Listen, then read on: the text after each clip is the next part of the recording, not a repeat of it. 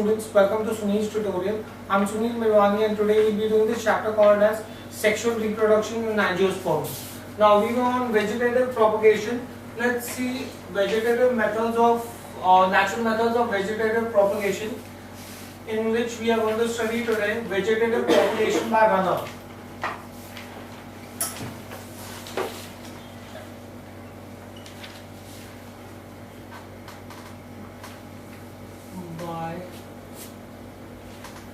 Runner.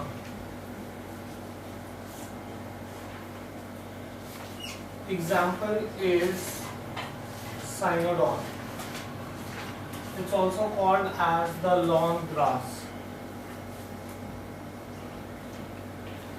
Right? Now,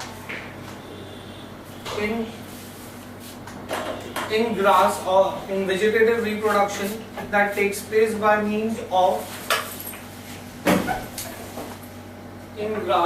vegetative propagation takes place by means of adventitious buds. In cynodon or lawn grass,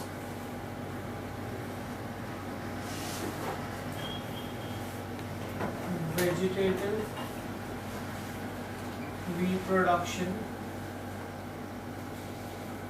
takes place by means of adventitious buds. Okay. Now, adventitious buds develop into runners which run horizontally on the surface of the soil.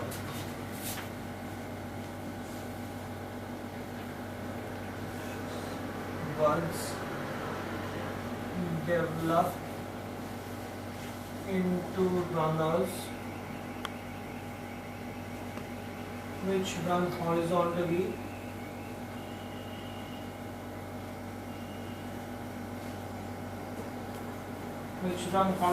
above the surface of the soil. Surface of soil. Right? Now we could see this diagram.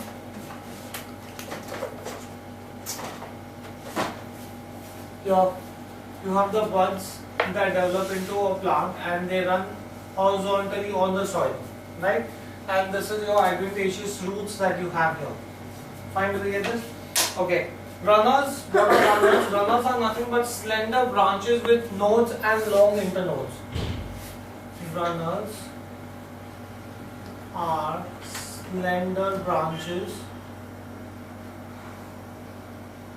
Runners are slender branches with nodes and long internodes. Nodes and long internodes. Fine. Next, what does it do? It strikes root and grows into a new plant.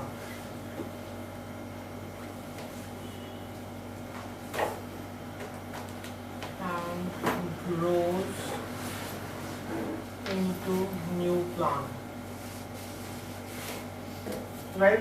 Here in the diagram you can see this, that you have from the runner you have the roots coming up and the new plant that grows into the runner. This is the runner, which is your long slender stem which is growing horizontally, from where you have the roots coming up and the leaves also going up from there. So the new plant is developed from there. Okay. Now, thus many runners, I can say that many runners develop by the mother plant.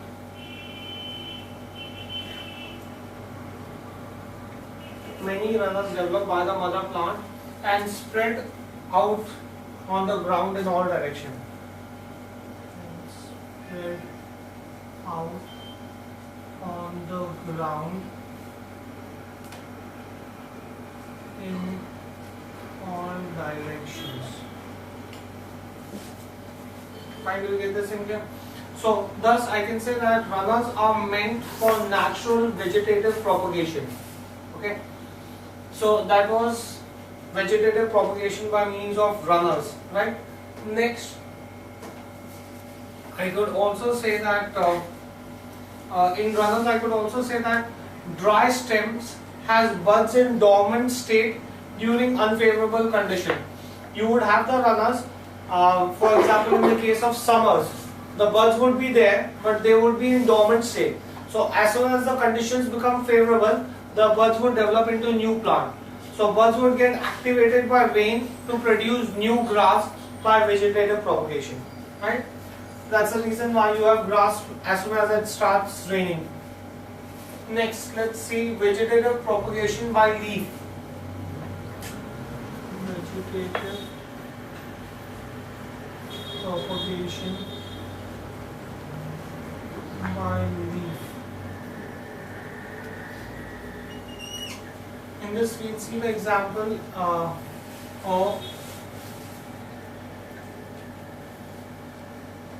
bryophyllum.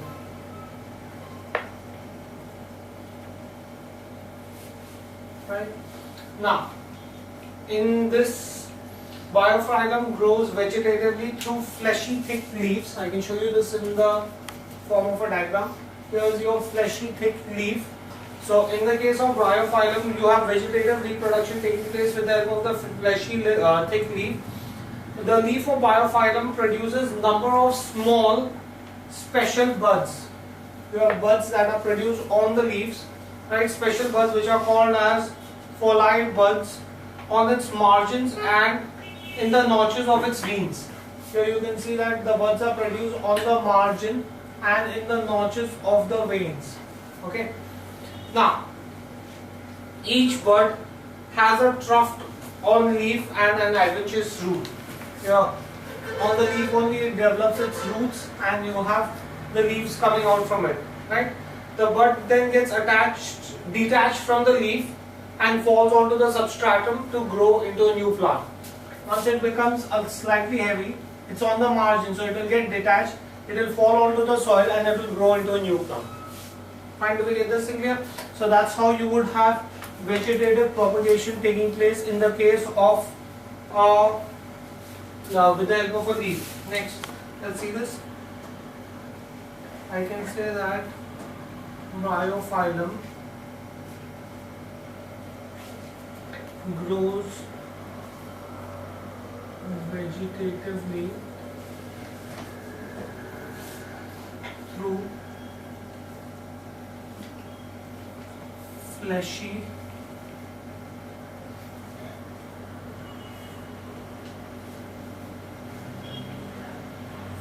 thick leaf,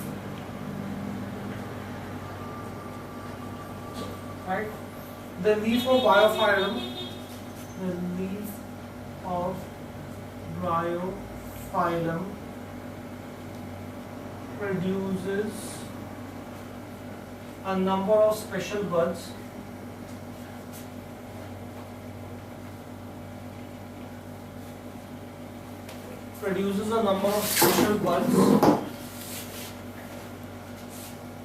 on its margin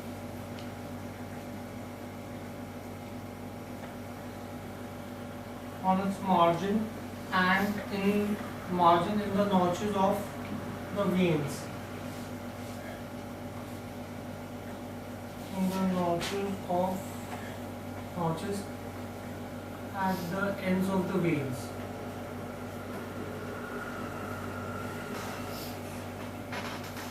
Right? So as a result of which each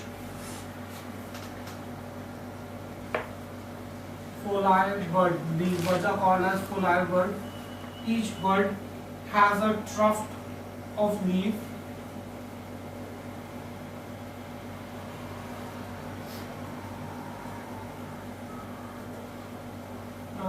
leaves and an adventitious root.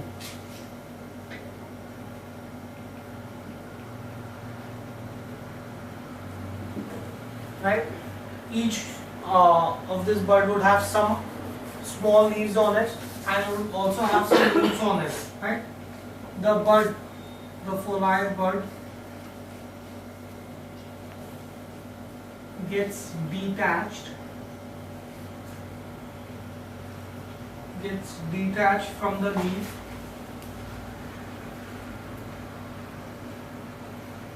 and falls on the substratum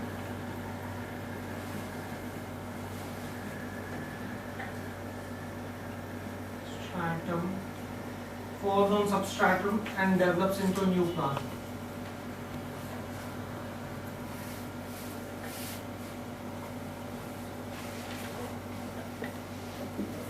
Right? So these were the vegetative methods of reproduction. Now let's see the artificial methods of vegetative reproduction. Those were the natural methods. Now let us see the artificial methods for vegetative reproduction. Artificial methods for vegetative reproduction.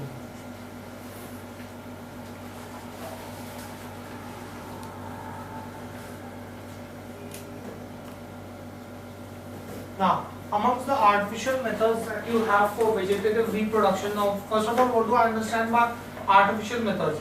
Now, artificial methods are those that have been developed by horticulturists for rapid development of plant of commercial importance. There are certain plants which have commercial importance and they have to be grown at a very fast rate. So therefore, certain methods have been developed and these are called as artificial methods for vegetative reproduction. Fine, do we get this in here?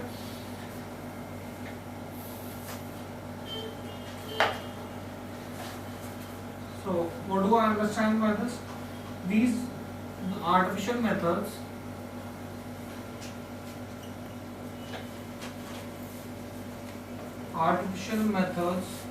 of vegetative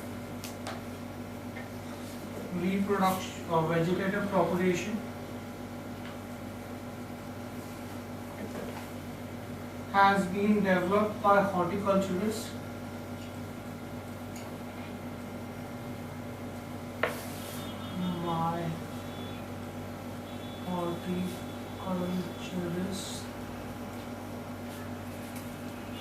for rapid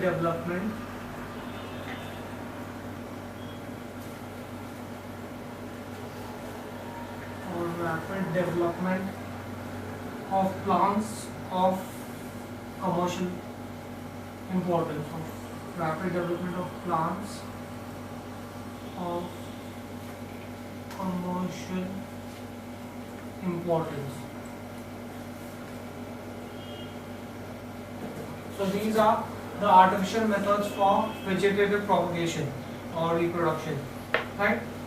Thus, the plants developed are identical to the parent plant without variation in artificial methods. The plants developed are identical to the parent plants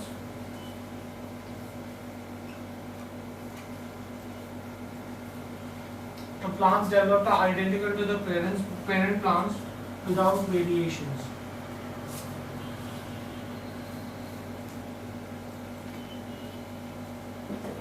Right? Now, amongst the artificial methods that you have the two most common methods are cutting and grafting. Right? Amongst the vegetative methods of propagation that are there, the two most common methods that you have are cutting and grafting.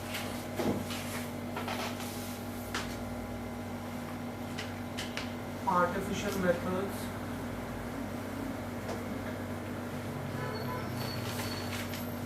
are A. Cutting and B is grafting. These are the two artificial methods for vegetative propagation. Fine, do we get this in here? Now, let's see what do we understand by cutting.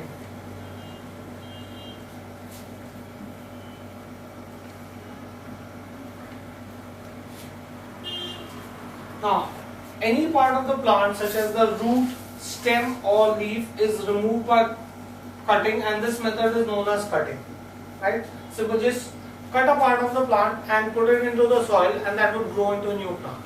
That's simple as that, right? So any part of the plant,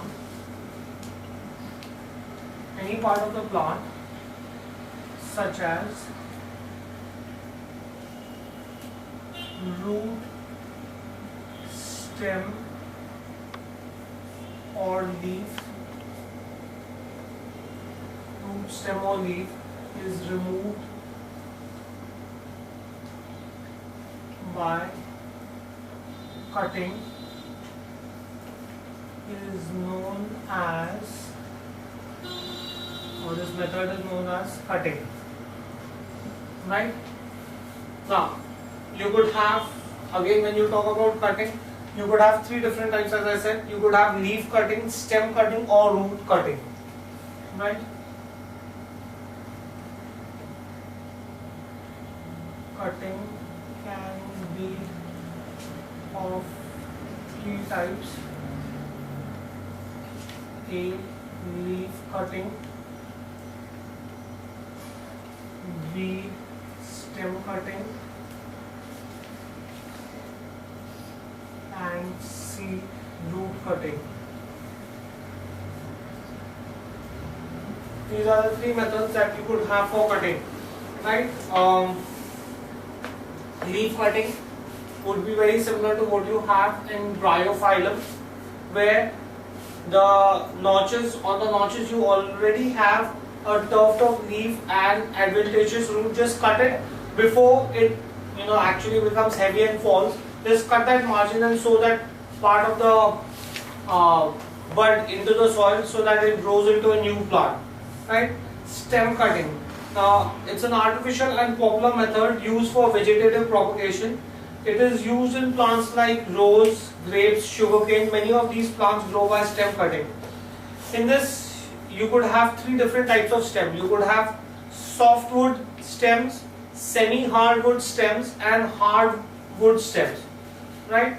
So stem cutting about 20 to 25 centimeters in length from a young plant is more easily done, right? And once you cut that part of the stem, sow that part, the upper part of the stem, into the soil. So that would grow into a new plant, and you already had, from where you've cut the stem, you already have that part of the stem which has roots, so that would again grow into a new plant. So thus you would have vegetative propagation. And similarly you could have root cutting. In root cutting is done in lemon, tamarind, citron. So in root cutting you have 4 inches in length that is prepared, right? They are planted into the moist soil, and then several buds would grow out of it.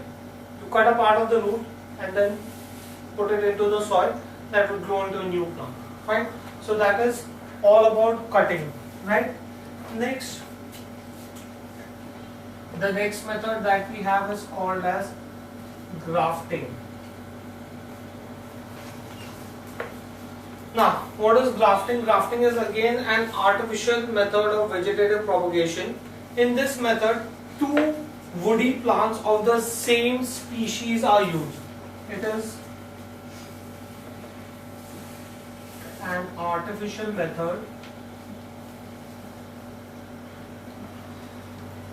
It is an artificial method of vegetative propagation.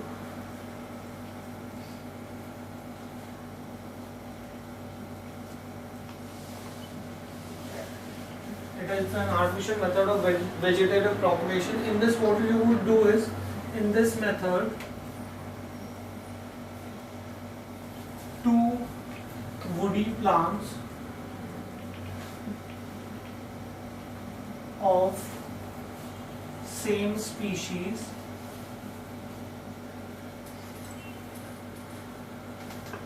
are used. 2 woody plants of same species are used. The one with good quality is called as the one with good quality is called as the scion or cycon or the graft, and the other with inferior quality is called as the stalk, and the other with inferior quality is called as stalk. Right? Now, the branch of the graft is inserted into on the stalk, which is already rooted into the soil. Right? I'll do one thing. I'll show you this with the help of a diagram.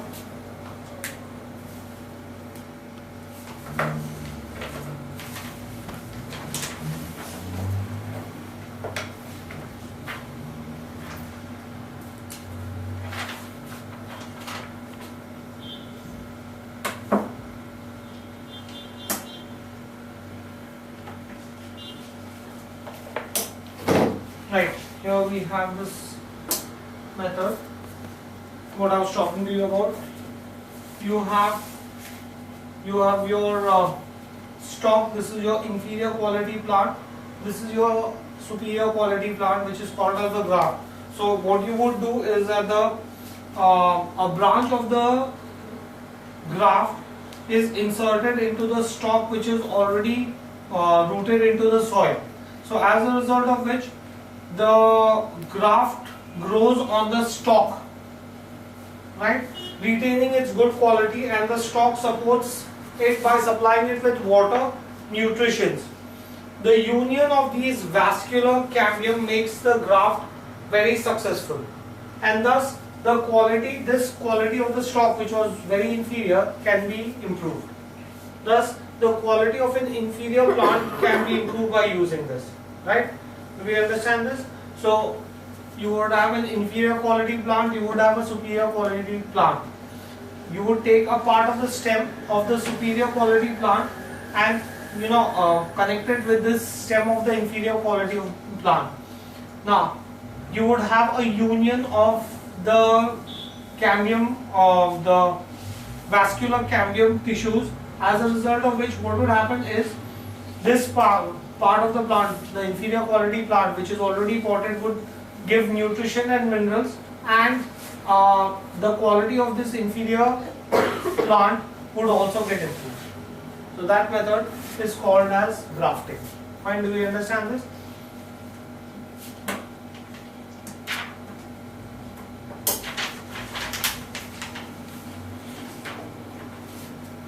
That was just one method with the help of stem. You could do this with the help of bud. You could do it with multiple things. You could do your grafting with multiple things, right? I've just shown you one example with a stem. You could have bud grafting, and you could have different types of grafting. Okay, let's get back to this. Inferior quality called as stalk. The graft grows on stalk, retaining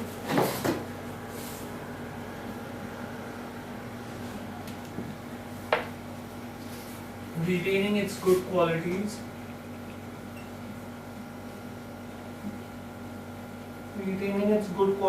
and stalk supports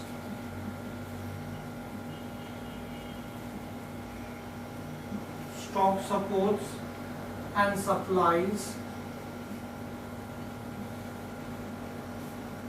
water and nutrition to the graft. Now, as a result of the union of vascular cambium makes the grafting successful.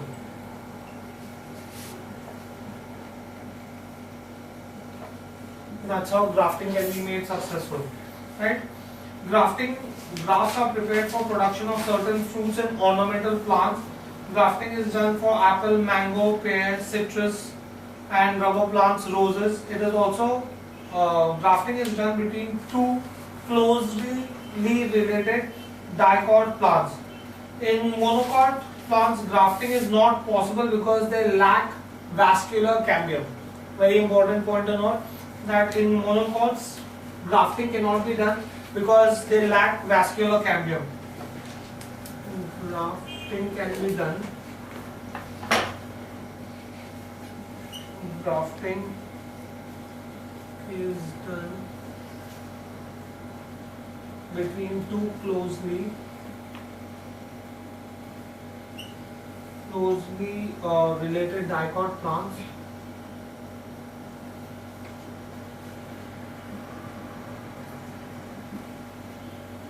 In monocots, grafting is not possible. Grafting is not possible as they lack vascular cambium.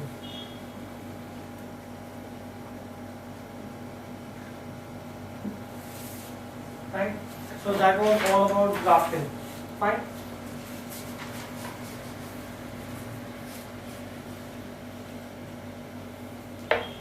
Next.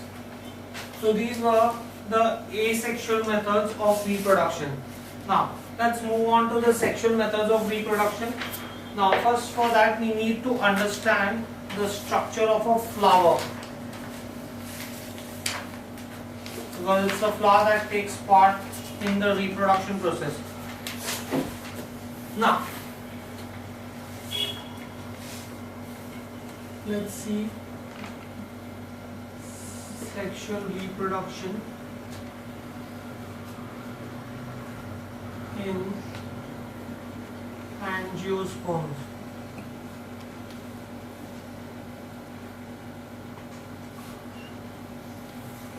Now, a flower is nothing but it is a modified shoot of the plant which performs the function of sexual reproduction. A flower is a modified shoot of a plant which performs the function of sexual reproduction.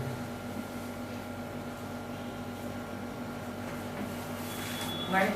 Now, a typical flower has four roles. A typical flower has four roles.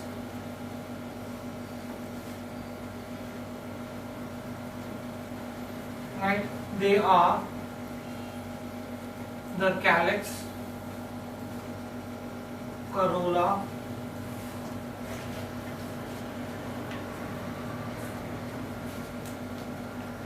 androecium and gynoecium.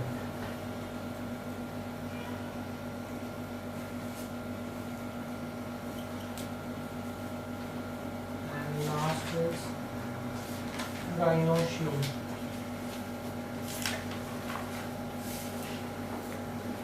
These are the four parts of a flower, out of which calyx and corolla are the non-essential roles, whereas androecium and gynoecium are the essential roles required for reproduction.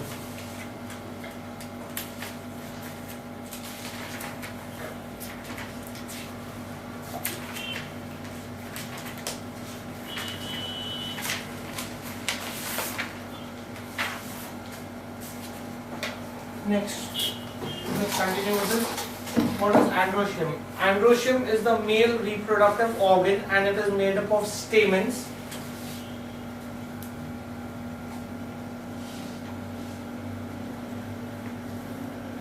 Is the male reproductive organ and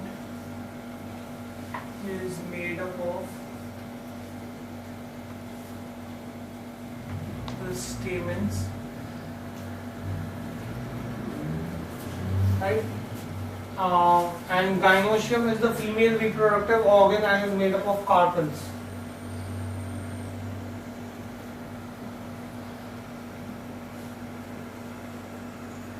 Is the female reproductive organ and is made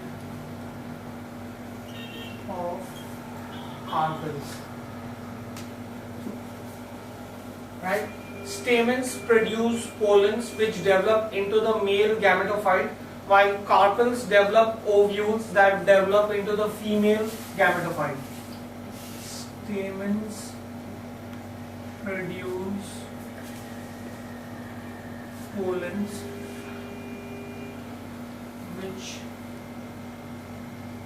develop into the male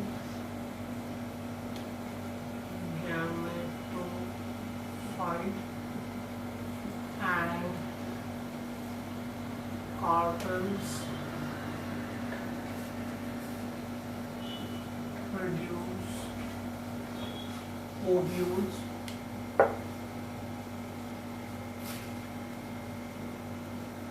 which with female gametophytes. Right?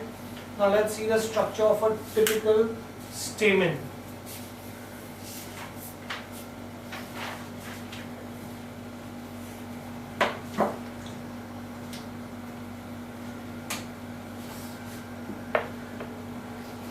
Right, that's the structure of a typical stamen. A stamen is nothing but it is a member of an androecium. It is made up of multiple parts. The three parts that it is made up of are the filament, the connective, and the anther. So the stamen is made up of three parts. The anther is attached to the filament by means of the connective.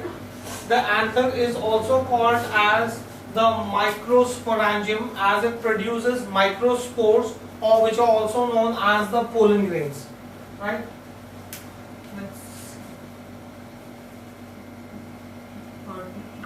Typical stamen. I can say that stamen is a member of androecium. Stamen is a member of androecium. It is composed of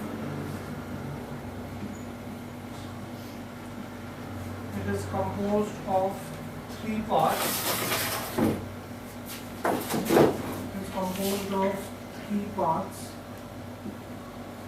One, the filament.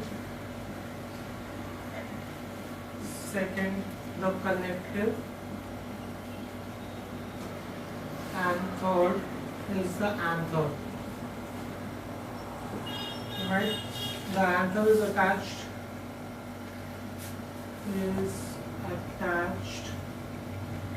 to the filament by means of connective.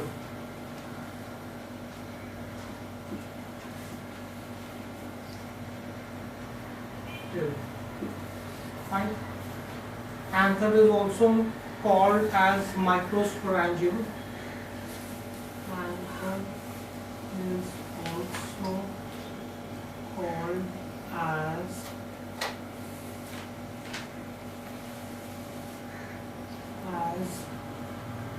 microsporangium.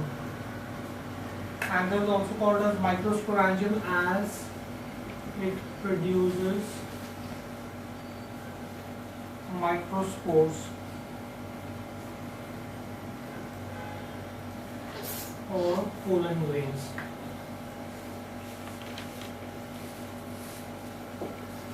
Fine. Now, so that was the stamen, right? Next, let us see the TS of an anther.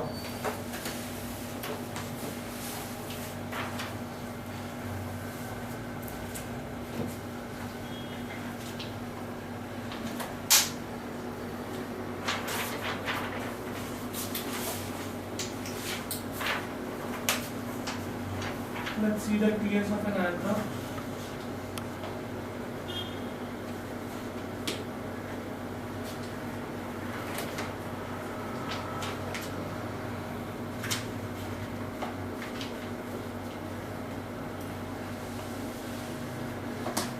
Okay, that's the diagram of TS of an anther. Right? Now, I can say that in the transverse section, you can see that the anther is bilobed. It is made up of two lobes. It is bilobed and it is enclosed within an epidermis.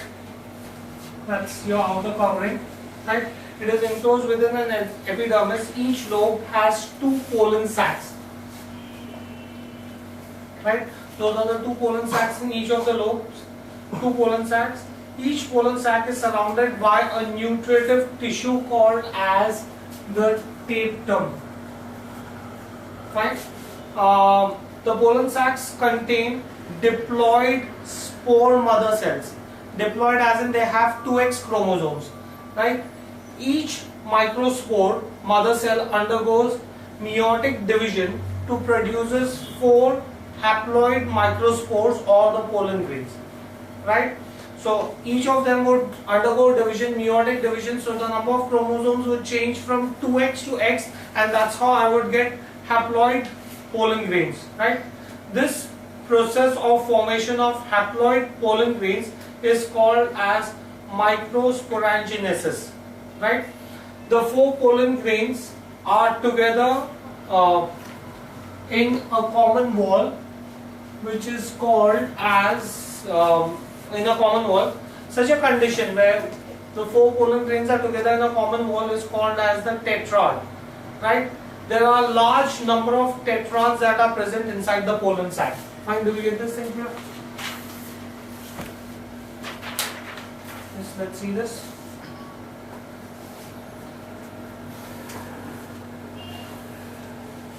Let's consider TS of anther. I can say that in the transverse section,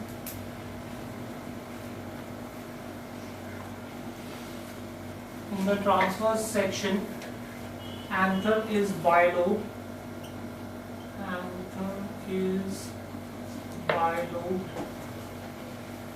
And bilobe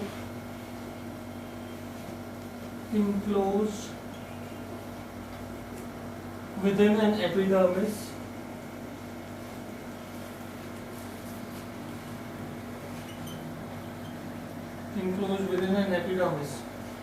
Each lobe has 2 pollen sacs.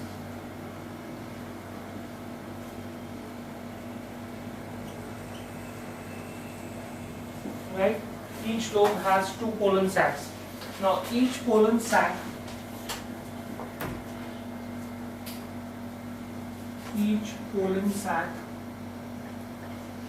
is surrounded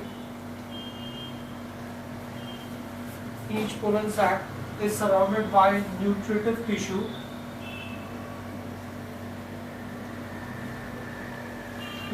called as tapetum. Right? The pollen sacs develop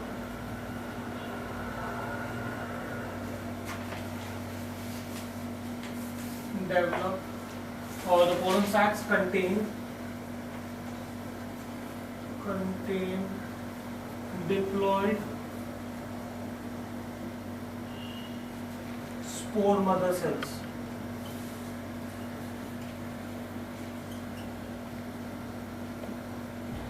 Right? They contain the diploid spore mother cells. Each microspore mother cell undergoes microspore mother cell undergoes each microspore mother cell undergoes meiotic division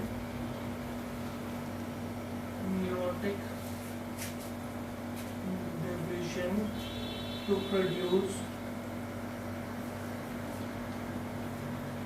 4 haploid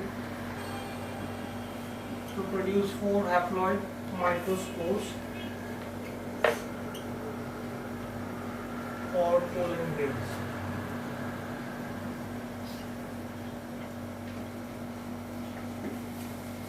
Right? This process of formation, the process of formation of haploid pollen grains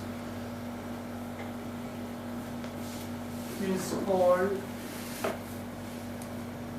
microsporangiogenisis or